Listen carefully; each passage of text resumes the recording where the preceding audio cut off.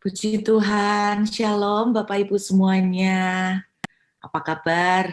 Semua sehat-sehat ya? Saya mau mengajak kita langsung membaca dari bacaan utama kita malam hari ini diambil dari kitab Mazmur pasal yang ke-23. Beberapa saat yang lalu ketika masih ada di Surabaya, saya sempat membagikan ini sebagian kecil. Ketika dalam perjalanan ke sebuah tempat pelayanan, tiba-tiba Tuhan secara khusus, secara spesifik berbicara mengenai ayat 5 pada waktu itu, mengenai kondisi yang akan terjadi di hari-hari ke depan. Satu kali dia ada bilang begini, saudara, Bu, sebetulnya keadaan Indonesia ini sekarang lagi susah, dan yang saya khawatirkan bahwa keadaan ini akan makin memburuk menjelang akhir tahun. Saya tidak tahu apakah prediksi dari seorang pengusaha ini benar atau komentar itu dari sisi kacamata seorang pengusaha. Dan dia sendiri menceritakan bagaimana di dalam struggle, di dalam perusahaannya dia sendiri juga mengalami hal yang sama. Saya memang melihat selama pelayanan di Indonesia beberapa waktu yang lalu bahwa ketika banyak orang datang untuk konseling, 90% masalah yang dikonselingkan sama ya, mengenai pekerjaan, mengenai keuangan. Dan ketika dalam satu perjalanan tiba-tiba Tuhan berbicara kuat sekali tentang Mazmur 23, dan Tuhan menyampaikan ini untuk, sebetulnya yang saya tangkap ini akan sampai ke tahun 2023 Bapak Ibu, tapi saya percaya ketika Tuhan mengizinkan untuk Tuhan berbicara di pertengahan tahun, Tuhan mau siapkan kita lebih lagi, supaya ketika kita bisa melewati itu, kita betul-betul akan menjadi seorang yang menjadi pemenang, bukan cuma survivor, tapi kita menjadi pemenang. Saya melihat 90% dari orang konseling yang datang ke saya beberapa waktu yang lalu, saya sangat prihatin begitu banyak masalah yang mereka ceritakan semuanya. Saya nggak punya solusinya, saya nggak punya way out, dan mereka tuh pertanyaannya hampir mirip semua, Bu. Saya harus kerja apa yang harus saya lakukan, bagaimana saya ini caranya, strateginya untuk menutupi, karena tiap bulan itu enggak nututin, jangankan soal bunga bank, kadang-kadang enggak nututin untuk kebutuhan operasional. Saya tidak mempunyai jawaban itu semua, tetapi satu yang Tuhan ingatkan adalah mengenai Mazmur ini. Kita akan lihat dulu ya Bapak Ibu. Saya akan prioritas dulu dari ayat yang kelima. Saya akan menceritakan kepada saudara bagian positifnya dulu ya, bagian yang enak dulu, berita yang menyenangkan dulu. Di ayat 5 dituliskan begini, engkau menyediakan hidangan bagiku di hadapan lawanku, engkau mengurapi kepalaku dengan minyak, pialaku penuh melimpah. Kalau kita melihat ini sepintas, kita memang merasakan ini semua kabar yang menyenangkan. Saudara, pada waktu saya membaca Mazmur 23 ini sepintas memang kita melihat, coba bayangkan ya, ini yang positifnya, berita yang enak dulu ya, yang kita enak didengar. Alkitab menuliskan begini, engkau menyediakan hidangan bagiku. Kata engkau di sini berarti adalah Tuhan, Tuhan yang menyediakan hidangan. Nah, di sini ada sebuah perkataan janji, karena memang saya lihat di dalam tensis aslinya, kata kerja yang dipakai di sini adalah memakai simple present. Simple present itu berarti sesuatu yang rutin, sesuatu yang selalu menjadi habit, kebiasaan. Tuhan menyediakan hidangan bagiku di hadapan lawanku. Kata Tuhan menyediakan hidangan, coba kita bayangkan kalau seandainya kita itu ditraktir orang, seberapa banyak dan model kayak apa traktirannya, tergantung yang traktir, kira-kira seperti itu. Kalau yang misalnya traktir itu, kalau zaman kita mahasiswa, kalau yang traktir sesama mahasiswa, maka tentunya akan beda sama kalau yang traktir pengusaha. Kalau yang traktir mahasiswa, ya tergantung tanggal traktirnya. Kalau awal bulan masih lumayan. Mungkin kalau akhir bulan mulai memprihatinkan, karena mereka sendiri kalau namanya teman sesama mahasiswa, berarti akhir bulan uang saku mulai menipis. Itu kalau mahasiswa yang traktir. Bagaimana kalau pengusaha? Pasti jumlah yang ditraktir, makanan yang ditraktirkan juga jenisnya udah beda dengan kalau mahasiswa. Kalau mahasiswa mungkin traktir bakso ya, saudara. Tapi kalau pengusaha bisa beda. Nah, Anda bayangkan kalau ini yang mentraktir, yang ngasih makan, yang menyediakan hidangan itu adalah Tuhan. Pasti jumlah dan kuantitas dan kualitasnya pasti gila-gilaan. Pasti luar biasa, jumlah dan kuantitas dan kualitasnya pasti yang terbaik. Nah, ini kabar gembiranya. Saya mau Anda tangkap bahwa di waktu-waktu yang ke depan ini yang Tuhan akan kerjakan. Dari pihak Tuhan, ini yang Tuhan akan kerjakan. Tuhan akan menyediakan hidangan. Dan sekali lagi, kalau Tuhan yang menyediakan hidangan, pasti kualitas dan kuantitasnya yang terbaik dan luar biasa. Yang kedua, dituliskan di ayat ini, engkau mengurapi kepalaku dengan minyak. Kata engkau mengurapi kepalaku dengan minyak, itu berarti kita itu mau menghadiri pesta. Karena di tradisi orang-orang Timur Tengah, kalau mereka mau mendatangin satu pesta, adalah sebuah keharusan mereka mengurapi kepala mereka dengan minyak. Kalau mereka tidak mengurapi kepala mereka dengan minyak, maka mereka tidak menghormati yang punya pesta. Nah, kalau Tuhan dituliskan bahwa engkau mengurapi kepalaku dengan minyak, berarti Tuhan itu yang membawa kita ke pesta. Berarti Tuhan yang istilahnya memodali kita, memampukan kita sehingga kita itu bisa datang ke pesta. Nah, ini kabar sukacita yang lain. Jadi dari pihak Tuhan, di hari-hari yang ke depan, saya percaya Yesaya 22 ayat 22 belum selesai, Bapak Ibu. Akan ada perkara-perkara besar yang Tuhan akan kerjakan di hari-hari ke depan, dan salah satunya Tuhan akan membuat pesta. Tuhan akan membuat kita menghadiri banyak pesta. Tuhan akan membuat kita memiliki banyak pesta. Pialaku penuh melimpah.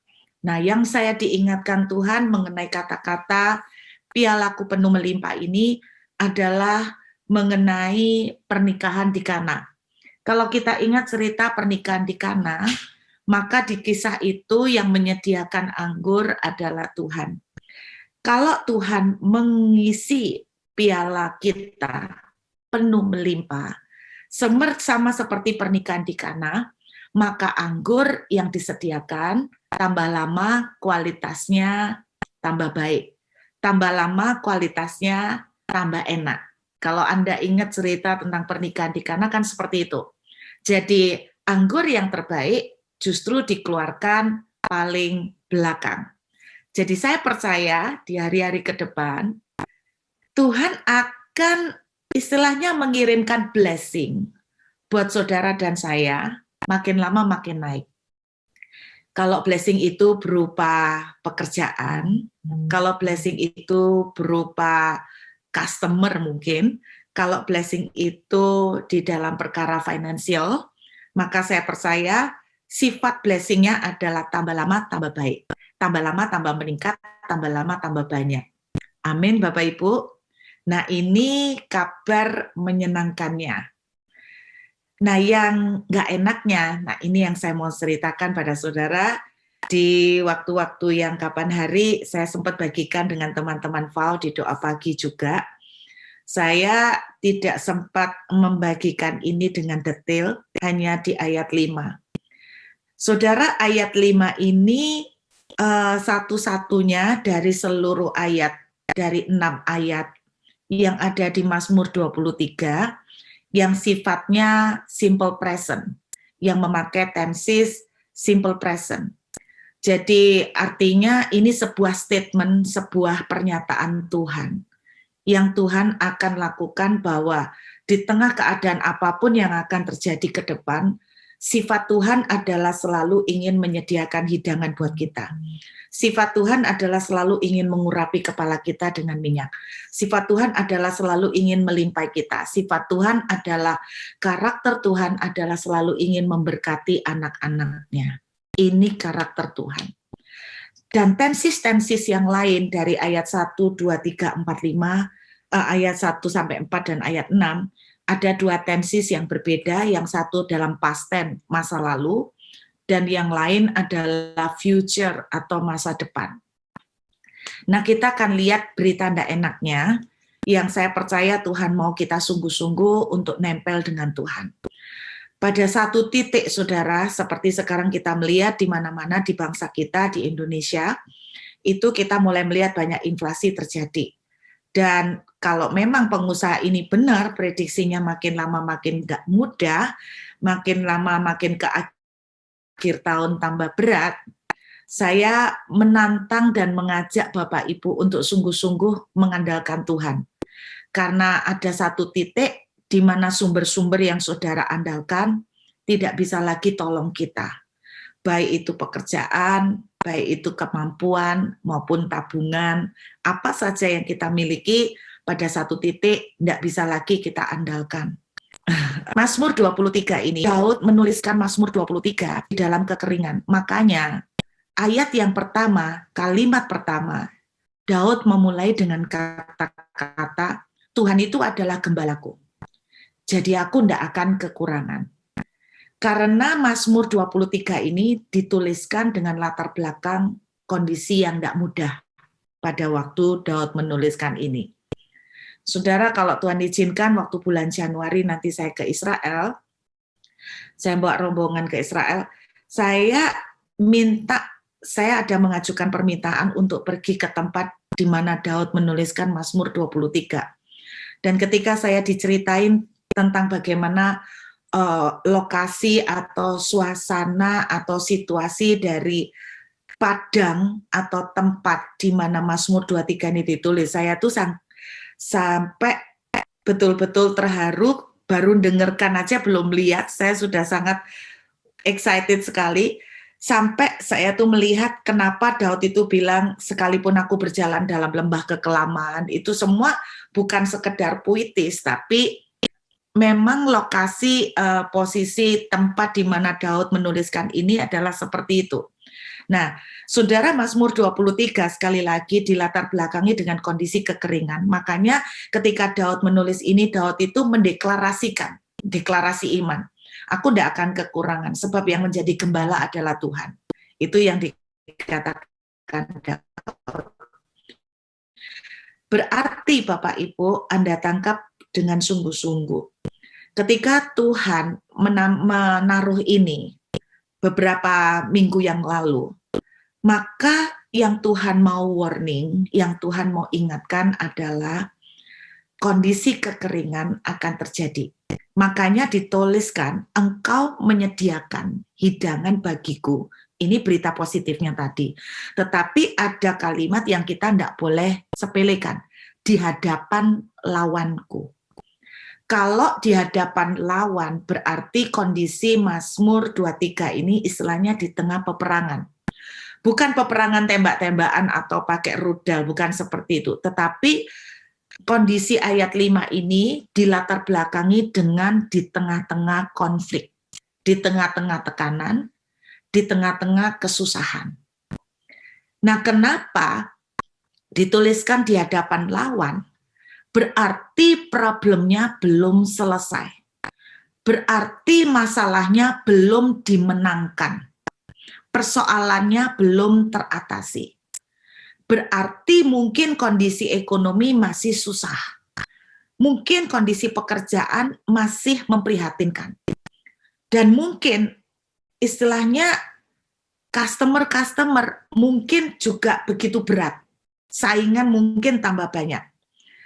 2 hari lalu seorang teman telepon saya cerita bagaimana kondisi usaha yang dia kerjakan juga, bahwa dia mengeluh begitu sangat sulit, dia harus struggle untuk survive dengan usaha yang dia tekunin. Nah, saudara, Di satu sisi saya tuh melihat ada orang-orang yang diberkati, tapi sisi lain saya tangkap jumlah yang lagi susah itu jauh lebih banyak daripada jumlah yang diberkati. Tapi saya percaya ini yang Tuhan akan lakukan. Sekalipun lawan kita belum ditaklukkan, Tuhan akan menyediakan hidangan. Nah, berita yang mungkin juga kita harus pertimbangkan adalah begini. Kalau Tuhan yang menyediakan hidangan, kenapa sampai Tuhan yang menyediakan hidangan? Kenapa sampai Tuhan yang menyediakan makanan? Sederhana. Karena saudara dan saya tidak bisa menyediakan makanan. Kenapa tidak bisa menyediakan makanan? Bisa karena tidak ada modal untuk menyediakan makanan. Bisa karena bahan makanannya tidak ada. Bisa karena kondisinya terlalu sumpek dan terlalu susah untuk bisa makan-makan. Kondisinya terlalu menekan untuk bisa makan-makan. Nah, dari sini saudara bisa membayangkan bahwa kondisi yang terjadi tidak mudah. Secara fisik, secara mata jasmani, kita akan diperhadapkan pada satu challenge, pada satu tantangan, bahwa secara jasmani kondisi tambah lama tambah merosot. Kondisi tambah lama tambah berat. Pekerjaan tambah menekan. Kondisi ekonomi tambah sulit. Ini yang saya lihat. Engkau mengurapi kepala kita dengan minyak. Karena kita tidak sanggup mengurapi kepala kita dengan minyak. Karena kita tidak sanggup bagaimana kita mau senang-senang. Masih mikirin tanggungan. Gimana senang-senang? Masih mikirin putaran duit. Gimana mau senang-senang? Masih membayar cicilan. Jadi ini yang ditunjukkan oleh Tuhan bahwa kita tidak bisa ngurapi kepala kita untuk senang-senang, untuk berpesta, karena seperti tadi yang saya bilang, bisa karena tidak ada bahan, bisa karena hati kita terlalu tertekan, bisa karena kita memang tidak sanggup untuk menyediakan minyak, bisa karena memang situasi begitu sulitnya sampai kita itu tidak sanggup untuk membuat pesta. Jadi ini keadaannya. Pialaku penuh melimpah. Satu sisi kita melihat enaknya piala penuh melimpah, tapi yang sering saudara dan saya lupa, kalau cerita di pernikahan di Kana, waktu Yesus menyediakan anggur, kita lihat senangnya, bahwa senangnya kalau Yesus menyediakan anggur itu berlimpah ruah, bahkan kualitasnya tambah lama tambah baik. Tetapi yang kita lupa, peristiwa pernikahan di Kana didahului dengan kekurangan anggur. Peristiwa pernikahan di Kana didahului dengan story bahwa pemilik rumah atau tuan rumah yang bikin pesta terancam hampir kehilangan harga diri. Terancam malu karena seorang yang membuat pesta kalau tidak sanggup menyediakan makanan dan minuman yang cukup, sungguh-sungguh malu-maluin dan menjadi aib. Artinya, di dalam kondisi ini, Tuhan menyediakan penuh melimpah, itu didahului dengan peristiwa kekurangan anggur.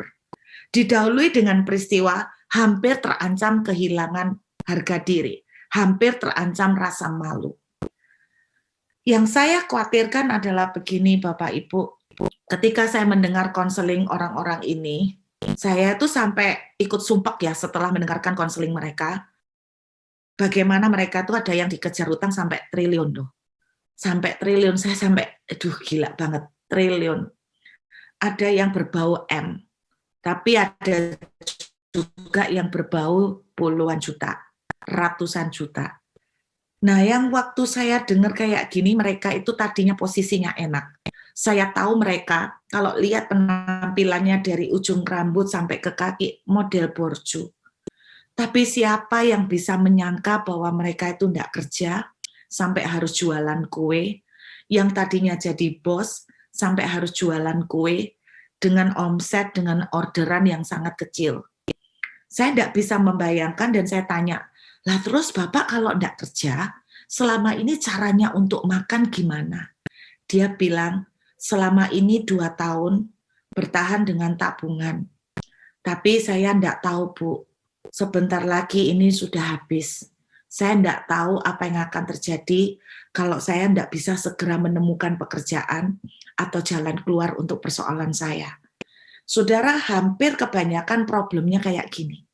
Nah, ini loh yang saya bilang, dalam kondisi seperti ini, bagaimana bisa untuk mengurapi kepala dengan minyak? Bagaimana bisa mau senang-senang? Bagaimana bisa mau pesta-pesta? Bagaimana bisa mau menyediakan hidangan, sedangkan untuk pakai uang tabungan harus ngirit-ngirit untuk ngatur, supaya jangan sampai kalau belum dapat pekerjaan, supaya jangan sampai kewalahan anak-anak, supaya jangan sampai nggak makan. Tetapi saya sediakan, karena saudara dan saya tidak bisa kasih makan, tapi Tuhan yang akan kasih makan. Saudara dan saya tidak bisa bikin pesta, tapi Tuhan yang akan bikinkan pesta. Saudara dan saya kekurangan, tapi Tuhan yang akan membuat kelimpahan. Itu yang dikatakan ayat 5. Bukankah ini sebuah janji yang amazing ya? Saudara, kalau dipikir-pikir, 2,5 tahun ini ketika awal-awal COVID terjadi ya, ketika awal-awal, saya masih ingat pertama kali sama Val ya, pertama kali bulan April tahun 2020 sama Val, pertama kali saya Zoom sama Val, dan itu saya menyampaikan pesan Tuhan bahwa tentang sebuah penglihatan, ketika saya melihat sebuah penglihatan, ada sebuah benteng dan beberapa orang terkunci di dalam benteng, dan kemudian di dalam benteng itu ada piring-piring gede yang isinya makanan berlimpah-limpah. Kalau saudara ingat tahun 2020, kalau ingat, ya mungkin nih tayang ingat ya.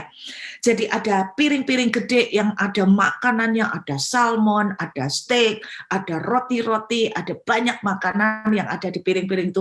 Piringnya raksasa, lebih gede dari badan kita.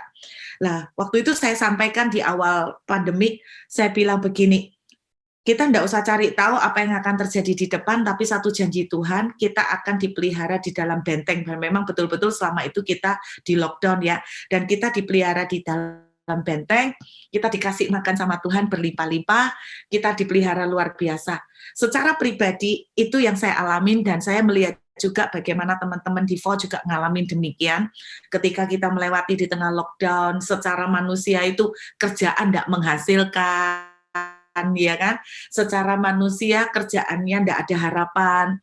Beberapa yang bekerja ya, kalau saya 2 tahun secara manusia tidak ada pekerjaan, tidak ada income. Tetapi saya menyaksikan bagaimana janji Tuhan itu ya dan amin, dikasih makan, dipelihara oleh Tuhan dengan cara yang luar biasa. Dan saudara dengarkan, walaupun kita tidak lagi di lockdown, tapi ada sebuah penjara yang tidak kelihatan, yaitu kondisi sukar yang akan terjadi ke depan di hadapan lawan. Tetapi ini janji Tuhan, Tuhan sekali lagi akan melakukan perkara dahsyat. Ada orang-orang yang Tuhan akan tetap menyediakan hidangan yang lezat, sekalipun krismon, sekalipun inflasi, dan kemudian ngaruh di perusahaan atau di pekerjaan Bapak Ibu, sekalipun inflasi ini memberikan dampak kepada omset saudara, sekalipun inflasi mungkin mendampai kepada perputaran keuangan saudara, tapi ini loh yang saya tangkap, kita secara manusia tidak bisa sediakan hidangan yang kita perlukan, tapi Tuhan yang akan sediakan. Amin. Jadi artinya itu begini, kalau gambaran simpelnya itu gini, gara-gara inflasi omset kita misalnya turun, gara-gara inflasi income kita tuh jadi untuk survive aja sudah bersyukur. Mungkin penghasilan kita itu untuk survive aja sudah bersyukur, gara-gara inflasi, kondisi krisis ekonomi. Tetapi aneh, di tengah krismon, ada orang-orang yang apa yang terjadi di omset turun, income tidak cukup, aneh Tuhan bisa menyediakan sumber yang supranatural, yang nggak tahu gimana caranya, itulah sebabnya dia adalah Tuhan. Kalau saudara dan saya yang tahu caranya, kita yang jadi Tuhan.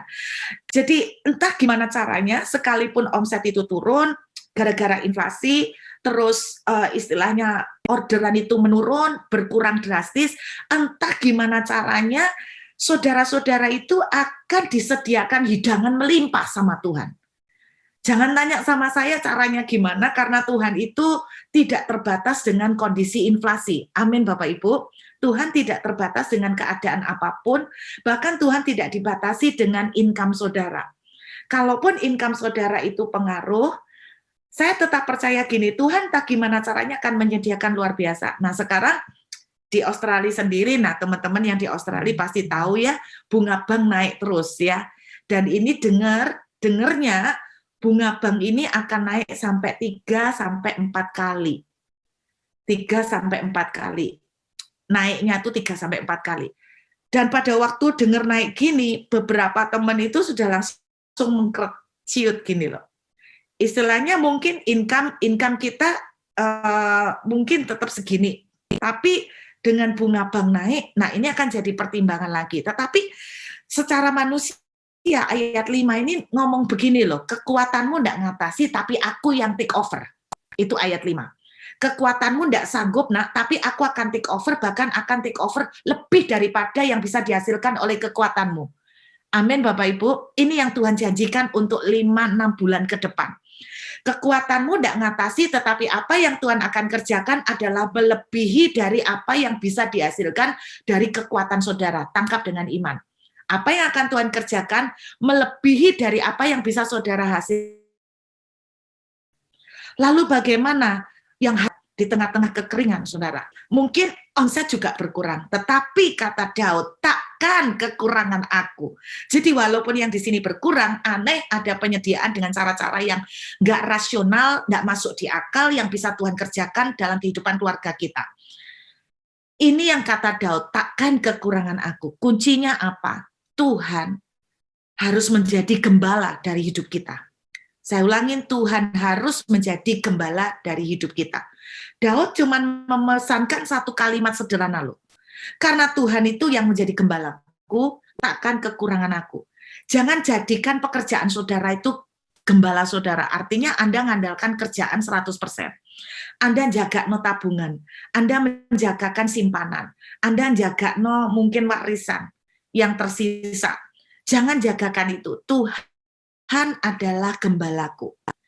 Maka kuncinya ketika Tuhan menjadi gembala, takkan kekurangan. Maksudnya gimana sih, Bu? Tuhan itu menjadi gembala. Saya diingatkan Tuhan mengenai Yohanes pasal yang ke-10. Kita langsung lompat ke Yohanes pasal yang ke-10. Yuk kita lihat Yohanes pasal yang ke-10. Judulnya adalah Gembala yang Baik. Lihat ayat yang ke-9. Lihat ayat ke-9. Ini sangat paralel, sangat sinergi dengan Mazmur 23 ayat 1. Akulah pintu. Tuhan bicara tentang akulah gembala ya. Barang siapa masuk melalui aku, kalau kita menjadikan Tuhan itu sebagai gembala, ia akan selamat sekalipun terjadi krismon. Ia akan selamat sekalipun terjadi inflasi. Ia akan selamat sekalipun omset berkurang drastis. Ia akan selamat sekalipun hancur kondisi pekerjaan.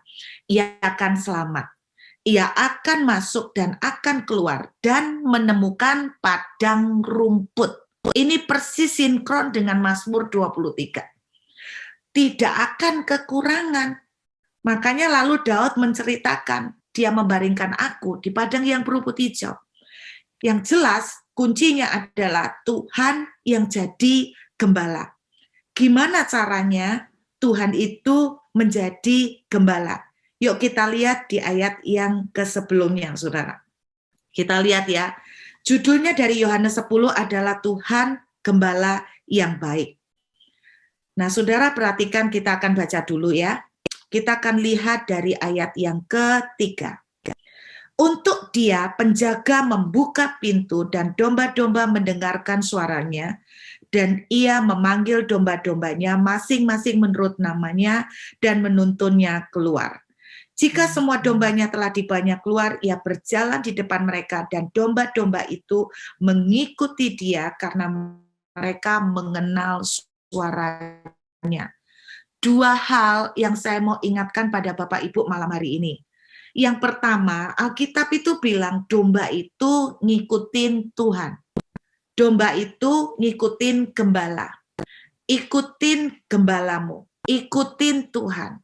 Artinya itu begini, apa sih arti ikutin? Nah, saya mau menerjemahkan kata mengikuti ini sebelum yang ke poin yang kedua. Saya mau menerjemahkan kata mengikuti ini dengan Mazmur 34 ayat yang ke-11. Kita lihat Mazmur 34 ayat yang ke-11, saudara. Mazmur 34 ayat yang ke-11. Lihat, ini persis suara yang terjadi dengan Mazmur 23 ayat 5 tadi. Di hadapan lawan.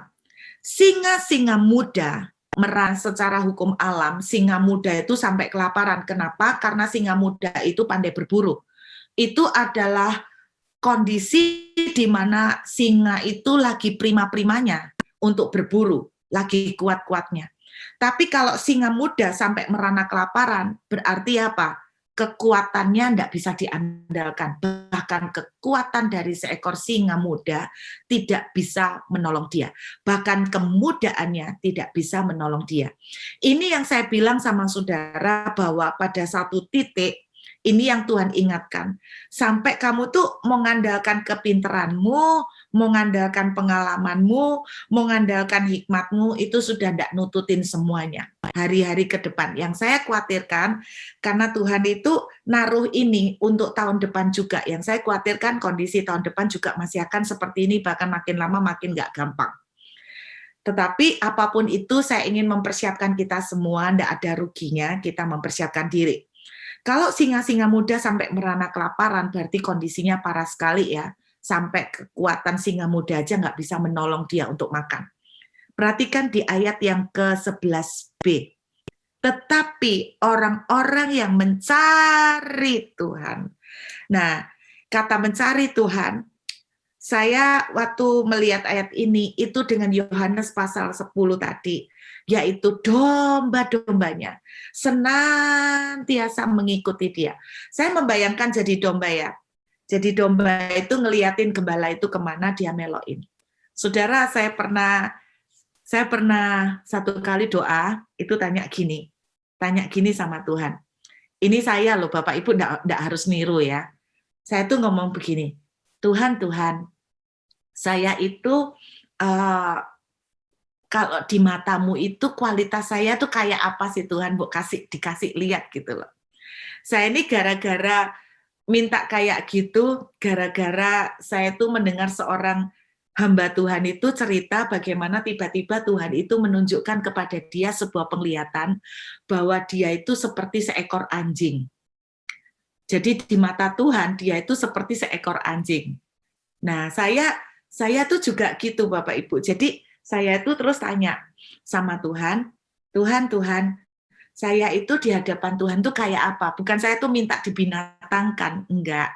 Saya tuh kepengen tahu itu gini loh, Tuhan itu ngelihat saya itu tingkahnya itu modelnya itu kayak apa. Nah, terus sama Tuhan itu dilihatkan begini, Saudara. Saya tuh dilihatkan sama Tuhan, saya itu seperti seekor saya pikir tuh domba, ternyata itu kambing, Bapak Ibu. Jadi dalam penglihatan itu, nah saya ini kan sering dapat penglihatan, saya tuh melihat seperti seekor kambing, tapi aneh Bapak Ibu. Jadi kambing ini bunyinya terus gitu, mbek gitu kan, mbek gitu kan. Terus kemudian, nah saya baru ngerti kambing itu ternyata punya kekurangan luar biasa ya. Waktu Tuhan lihatkan saya tuh kambing, saya tuh dilihatkan gini, saya tuh jalan ngikutin gembala, tiba-tiba saya bisa melengos ke kiri, ada sesuatu yang menarik, mungkin ngambil rumput atau apa ini ya, kamu ini seringkali delereng, bahasanya orang Jawa itu delereng, perhatian itu tiba-tiba ada yang menarik langsung melenceng. Tiba-tiba ada yang ke distract itu langsung nggak saat teduh, nggak cari Tuhan, nggak benar-benar mendekat sama Tuhan karena terdistract.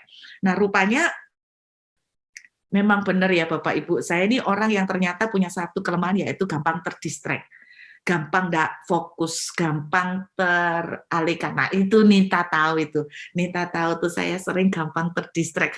Saya bilang gini, Nit semangat Nit, mau bikin ini. Tiba-tiba, halace belum sampai 1 bulan sudah berubah,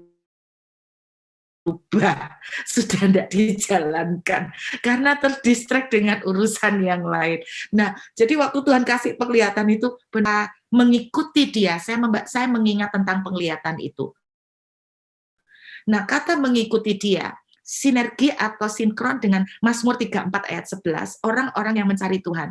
Saya lihat bahasa aslinya, dari bahasa aslinya punya pengertian begini, mencari terus-menerus dengan konsisten dan dengan sangat penuh perhatian.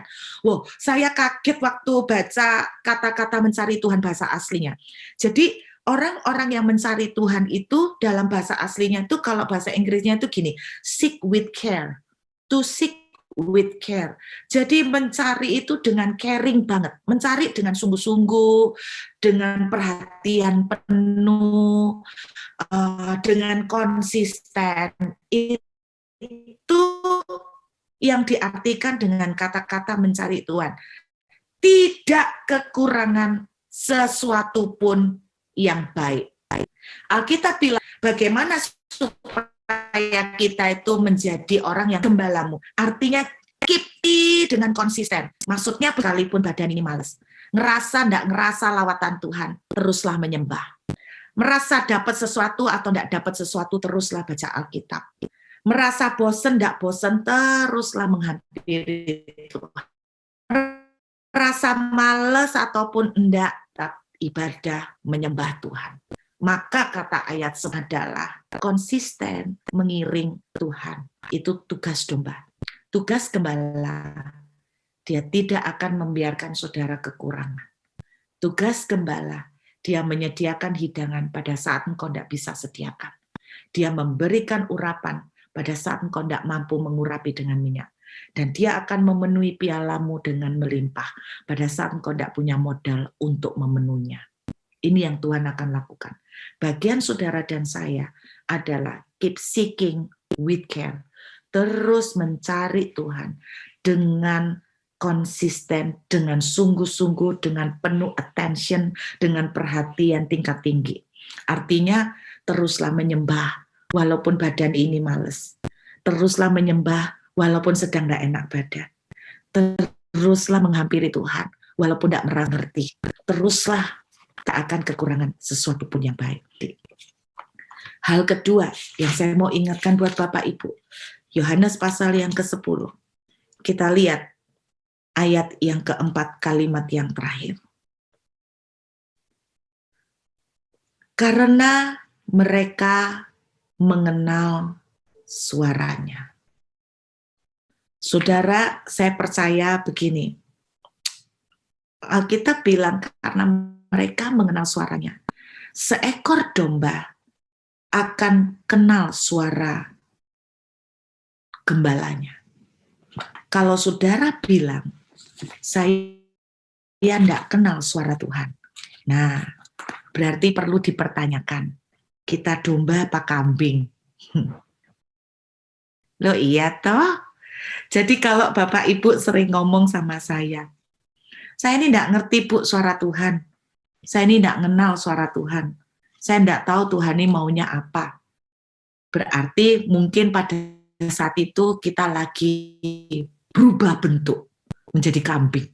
Nah kambing, ya kayak tadi itu Bapak Ibu, sebentar melengos ke kiri, sebentar melengos ke kanan. Kambing itu suka nanduk, kambing itu sakarepe sendiri, kambing itu sedikit nakat, ya enggak sedikit ya, lumayan nakal. Kambing itu seringkali seenaknya sendiri, maunya sendiri. Nah itu kambing. Mungkin kita nggak bisa mengenal suaranya karena kita nggak pernah dekat dengan gembala. Itu seperti lingkaran setan yang berputar terus karena kita tidak seeking God with care, karena kita tidak terus mengikuti dan mencari Dia. Kita juga tidak bisa kenal suaranya. Dan karena kita tidak kenal suaranya, kita juga semakin tidak bisa mencari Dia. Kita tidak bisa mengikuti kemana Dia arahnya mau melangkah. Saya percaya kalau kita melakukan ini, janji Tuhan takkan kekurangan yang baik. Amin. Teruslah ikutin gembalamu. Terus cari, konsisten. Suka tidak suka, tetaplah menyembah. Oke? Kerenyang-kerenyang, tidak kerenyang-kerenyang, tetaplah menyembah. Bu, saya sekarang kalau nyembah tidak bisa nangis. Nangis nggak nangis, tetaplah nyembah. Saya tidak bisa bulu kuduk berdiri. Tidak apa-apa, tetaplah menyembah. Kalau memang saudara butuh bulu kuduk berdiri, pergilah ke kuburan. Setelah bulu kuduk berdiri, menyembahlah lagi ke Tuhan. Kalau memang saudara membutuhkan untuk bulu kuduk berdiri. Artinya, jangan dibatasi karena itu, karena saudara tidak merasa apa-apa, lalu saudara berhenti menyembah. Teruslah menyembah, walaupun tidak merasa apa-apa. Sampai satu titik, saya terlalu percaya. Sama seperti seorang janda yang diceritakan. Ketika dia terus mendatangi hakim, hakim itu akhirnya turun tangan. Terus ketuklah pintu, maka pintu akan dibukakan. Carilah Tuhan dengan konsisten. Saya ngomong sama teman-teman yang konseling. Mereka tanya begini sama saya, pertanyaan yang saya sebetulnya tidak bisa jawab. Bu Ruth, enaknya kita itu kerja apa, Bu? Saya harus kerja gimana? Supaya saya bisa nutupin tanggungan. Saya tuh bilang sama mereka, Bapak tanya sama orang yang salah. Karena 2,5 tahun saya juga tidak kerja. Kalau seandainya saya tahu kerja apa, maka tidak mungkin terjadi 2,5 tahun saya pengangguran di Australia. Jadi saya tetap percaya begini Bapak Ibu. Persoalannya, isunya, masalahnya itu bukan kerja apa. Yang penting, Anda menjadikan Tuhan itu gembala. Karena ketika engkau itu dekat dengan gembalamu, maka gembalamu itu akan punya way out, akan nuntun saudara ke padang rumput. Saudara itu akan dituntun ke pekerjaan yang berumput hijau. Kan kita selalu bilang rumput tetangga lebih hijau. Kalau saudara itu nempel, keep seeking with care, maka saudara akan dibawa ke padang rumput. Gitu loh. Padang rumputnya berupa apa, Bu? Ya enggak tahu. Mungkin berupa pekerjaan. Atau kayak saya 2,5 tahun tetap enggak kerja. Gitu kan? Padang rumputnya tetap enggak kerja. Tapi Tuhan punya cara yang lain untuk menolong dan mencukupkan. Saya enggak bilang saudara enggak kerja. Jangan tiru saya yang enggak kerja. Loh, saya kepengen kerja. Tetapi ya ada teman di sini, ada Desi dari Per juga. Nah ini juga anak-anak yang gabung dengan saya, sering saya bimbing. Anda tanya sama mereka, nah kalau umur-umur kayak saya cari kerja, ya dibandingkan dengan yang muda-muda, ya beda. Yang muda-muda malah lebih gampang. Saya pengen ngelamar McDonald, susah kalau umur segini. Betul ya Amanda ya? Betul ya Des? Kalau McDonald, terus Woolly gitu ya cari yang muda-muda. Saya bukan tidak mau kerja Bapak Ibu, tapi pekerjaan yang menolak saya. Terus mau apa lagi gitu kan? Jadi kadang-kadang padang rumputnya tidak seperti yang kita bayangkan. Tetapi percayalah padang rumput apapun yang dipilihkan oleh Sang Gembala, pasti padang rumput itu terbaik. Mungkin itu jenis pekerjaan yang bahkan tidak cocok dengan maunya dan selera saudara. Mungkin itu dikasih pekerjaan yang, wah ini enggak suka aku pekerjaan ini, tapi itu padang rumput hijau buat gembala saudara, ini loh tak kasih sing bagus. Tapi bagian yang harus saudara lakukan, jangan bingung tanya sama saya, Bu, pekerjaan apa yang harus saya lakukan? Tetapi cari Tuhan, konsistenlah dulu. Saya suruh orang-orang yang konseling ini, kalian tenang dulu gitu loh. Jangan panik dulu cari kerjaan apa, berusaha lakukan ini. Makanya kenapa kemarin yang pada masa COVID ini banyak yang terkena money game kan? Karena panik, karena buru-buru untuk cari pemasukan. Lalu ketika money game ini masuk, tawaran money game ini ada, langsung tergiur, kebayangkan 1 minggu duitnya balik sekian persen. Siapa yang enggak kepengen? Apalagi orang ngelihat kerjaan sudah enggak bisa diatasin. Akhirnya dengan money game ini banyak yang kena kan? Semua masukin duit ke money game. Terus kemudian habis, tutup sudah. Habis semuanya. Jangan panik dulu, saya bilang sama mereka, restlah dengan Tuhan, restlah, ikut gembalamu, ikut gembalamu. Mazmur 23 menuliskan setelah ayat yang pertama, Daud bilang begini, ia membaringkan aku, suruh berbaring dulu, suruh berbaring, itu syaratnya kita menjadikan dia sebagai gembala, cari dia, ikutin dia, berbaring dulu dengan dia. Maka kemudian dia akan menuntun kita, dia akan bersuara, dan ketika dia bersuara, kita akan mengikuti dia, dan kita akan bertemu dengan padang rumput yang hijau. Amin. Saya berdoa, mudah-mudahan ini sederhana ya, bisa ditaat Bapak Ibu. Jadi yang prioritasnya, ayo, benain dulu relationship saudara dengan gembalamu. Benain dulu hubungan Bapak Ibu dengan gembala agung kita. Cari dia dengan konsisten dan dengan sungguh-sungguh segenap hati. Ikutin dia dengan segenap hati, maka engkau takkan kekurangan aku. Nanti kemudian dia akan bersuara. Ikutin suaranya, lakukan dengan ketaatan. Ikutin pimpinannya. Kalau saudara tidak bisa tetap dengar suaranya, dia akan tuntun saudara ke padang rumput. Amin. Dia akan membaringkan saudara di padang yang berumput hijau. Kalau engkau tidak bisa dengar suaranya, dia akan membaringkan engkau di padang berumput hijau. Yuk kita sembahyang.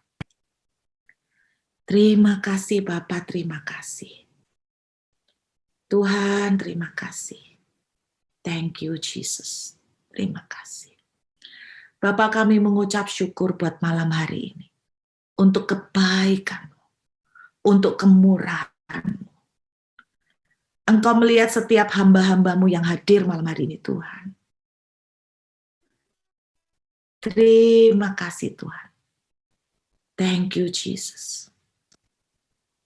Saya cuma melihat ada orang yang bernama Ika. Tuhan akan mendandanin engkau. Itu yang saya tangkap. Saya tidak tahu Ibu apa artinya. Tapi Tuhan mengingatkan begini. Bunga bakung di ladang. Tuhan dandanin sebegitu indah dan cantik, bahkan melebihi kecantikan dari Raja Salomo, keindahan dari keagungan dan kemegahan Raja Salomo. Saya melihat Tuhan mendandani engkau. Tuhan mendandani engkau. Saya diingatkan Tuhan Matius 6. Cari dulu kerajaan Allah, semua ditambahkan kepadamu. Seeking with care. Tuhan akan mendandani engkau. Tuhan, saya ngerti apakah dari saya ruh engkau. Ya, sebuah kesempatan ruh yang Tuhan akan percayakan bagi hidupmu dan keluargamu. Teruslah mengikuti dia. Dan ikuti dia terus. Maka dia akan menuntun langkahmu. Satu demi satu. Dia akan menuntun langkahmu. Satu demi satu. Terima kasih Tuhan. Kami berdoa buat Ruth Siska. Tuhan, tangan-Mu turun atas anak-Mu ini. Sakit penyakit aku perintahkan pergi dalam nama Yesus. Dan saat ini kekuatan baru, kesegaran baru, turun atas hamba-Mu ini. Aku berdoa saat dia terbaring, sakit Tuhan, tangan Tuhan menyembuhkan. Tangan Tuhan memulihkan hamba-Mu ini. Di dalam nama Tuhan Yesus. Terima kasih Tuhan. Terima kasih. Tuhan cuma janjikan satu perkara buat keluarga Cihongguan. Apa yang kau terima? Dari pekerjaanmu engkau melihat secara kasat mata. Sepertinya tambah turun. Sepertinya tambah turun. Itu yang saya lihat. Seperti grafik yang menurun. Tapi satu janji Tuhan. Tuhan tidak akan membiarkan engkau kelaparan. Belajarlah bersabar. Belajarlah menikmati proses. Belajarlah mengikuti. Sekalipun ada di hadapan lawan. Tapi ini yang Tuhan janjikan. Tuhan akan tidak terfikirkan menyediakan hidangan di hadapan lawan. Saya tidak tahu bagaimana caranya. Tetapi Tuhan bicara bahwa pekerjaan yang kamu kerjakan sekarang sedang menurun dan terus menurun. Omset, pemasukan. Tapi Tuhan berkata jangan hatimu kendor, jangan hatimu gentar. Tetap pandang. Sebab apa yang Tuhan janjikan tidak pernah Tuhan gagal. Tuhan setia menepati apa yang Dia janjikan. Aku memberkati hamba-Mu Tuhan. Engkau tetap akan memelihara. Saya tidak tahu bagaimana cara Tuhan, tetapi Engkau akan disediakan hidangan di hadapan lawan. Terima kasih Bapa. Terima kasih Tuhan. Aku berdoa memberkati anak Desi yang laki-laki. Tuhan akan mengenakan jubah baru baginya. Tuhan akan mengenakan jubah baru bagi anak. Aku tidak tahu jabatan atau promotion apa yang Tuhan mau taruh dalam hidupnya. Tuhan akan menaruh itu kepadanya. Terima saja dulu dengan iman percaya di dalam nama Tuhan Yesus. Thank you Jesus. Thank you. Saya tidak tahu apakah ada yang bernama Mary, tapi Tuhan menunjukkan nama Mary. Beberapa bulan dari hari ini, sebelum tahun ini selesai, engkau akan melihat, sekalipun engkau harus menyaksikan begitu banyaknya tantangan dan challenge dan kesulitan yang ada di depanmu. Tetapi saya melihat entah kenapa langit itu tiba-tiba seperti berlubang. Ada terbuka dan ada turun. Saya nggak tahu apa yang Ibu kerjakan, tapi saya melihat ada tangga turun. Lalu malaikat datang dan saya melihat ada sebuah surprise yang sungguh-sungguh datang dari surga untuk pekerjaanmu, untuk pekerjaan yang sedang dikerjakan oleh keluargamu. Dan surprise ini kalau betul-betul kamu lihat, betul-betul bikin kamu keheranan. Tuhan akan membuat kamu terheran-heran. Dan kamu akan berkata, bahkan orang lain juga akan berkata begini, ini tidak mungkin kalau bukan Tuhan. Saya tidak tahu bentuknya apa, tetapi akan keluar kata-kata keheranan dari mulutmu yang mengatakan, ini tidak mungkin terjadi kalau bukan Tuhan. Thank you Jesus. Terima kasih Tuhan.